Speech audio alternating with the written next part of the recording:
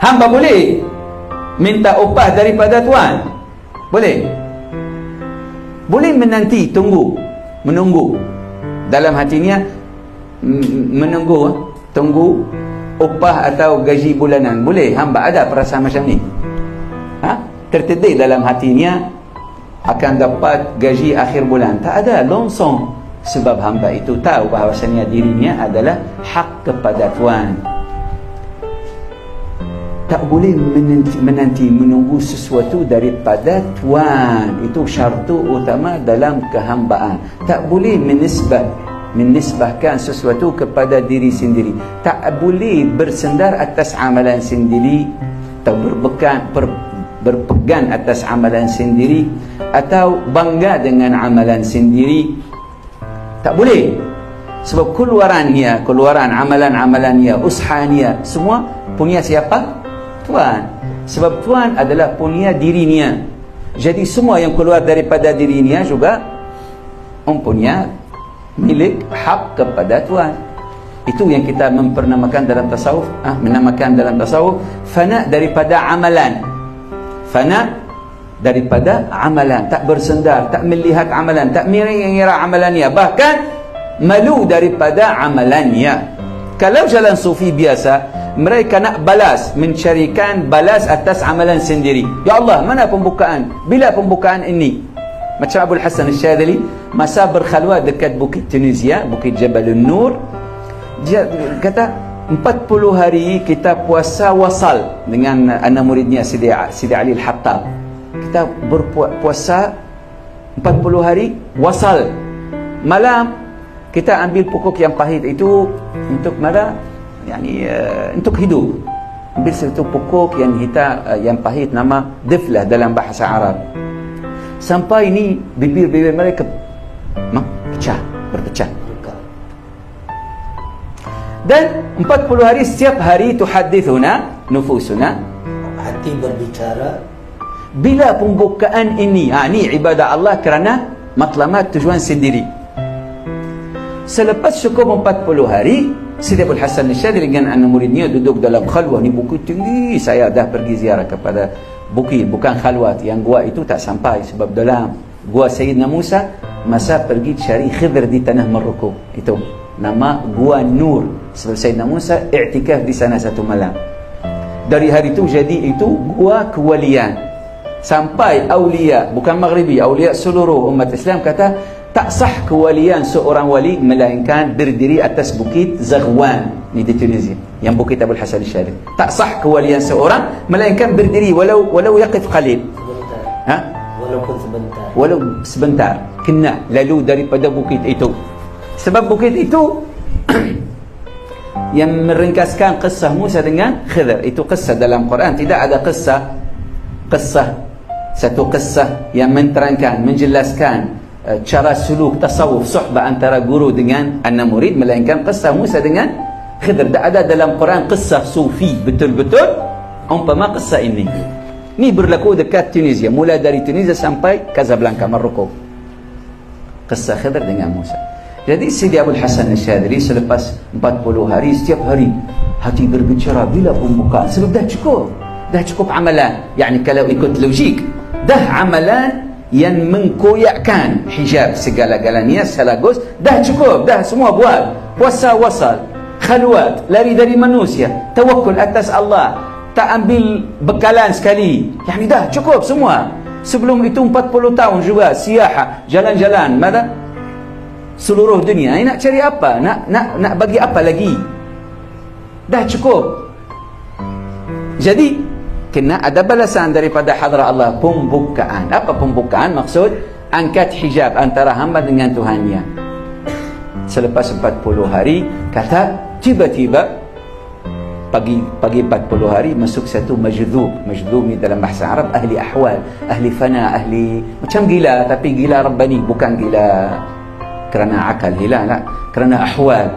Masuk majdhub itu depan pintu gua, kata wahai Abdul Hasan, la fatha ma dumtum tatlubunahu. Tidak ada pembukaan selama mana kamu mencarinya.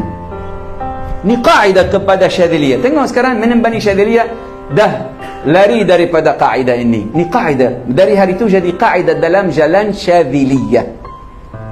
Tidak ada pembukaan selama mana kamu mencarinya. Yani untuk dapat pembukaan kena taubat daripada mencari pembukaan. Taubat. Sebab mencari pembukaan itu mendakwa bahawasanya kamu layak. Kelayakan itu habis menjauhi anda daripada Allah Subhanahu wa ta'ala. Perasaan itu dicela, tak diterima oleh Allah Subhanahu wa ta'ala. Rasa layak. Sebab itulah kita selalu ulang. Kita masuk di dalam jalan ilahi ini dengan penuh kita rasa bahawasanya kita tak layak, tak ahli, melainkan dengan kurniaan Allah, anugerah Allah, kemaafan Allah baru kita diterima. Kita tak layak. Kalau ikut keadaan kita mengkotorkan jalan Allah kalau ikut keadaan sendiri. Tapi alhamdulillah dengan anugerah Allah. Itu nama anugerah atau kurniaan, maksud menerima sesuatu yang tak layak. Macam Sultan menerima orang kampung yang kerja sawah padi dengan penuh kekotoran, dengan tak pandai cakap, orang Badui, orang Hulu. Terimanya dari apa? Dari pihak, daripada arah menjihati kurniaannya, anugerahnya.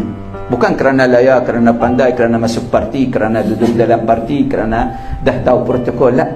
Cara kurniaan, anugerah. Kita macam tu masuk jalan ilahi kerana kita dibalas dengan anugerah Allah Subhanahu wa ta'ala, bukan dengan kelayakan.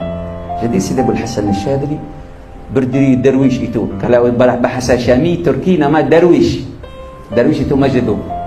Majlub ni satu jenis awliya yang akalnya hilang kerana satu tajalli yang datang tiba-tiba, tajalli zati, bangsa zat, datang tiba-tiba sehingga menghilangkan akalnya.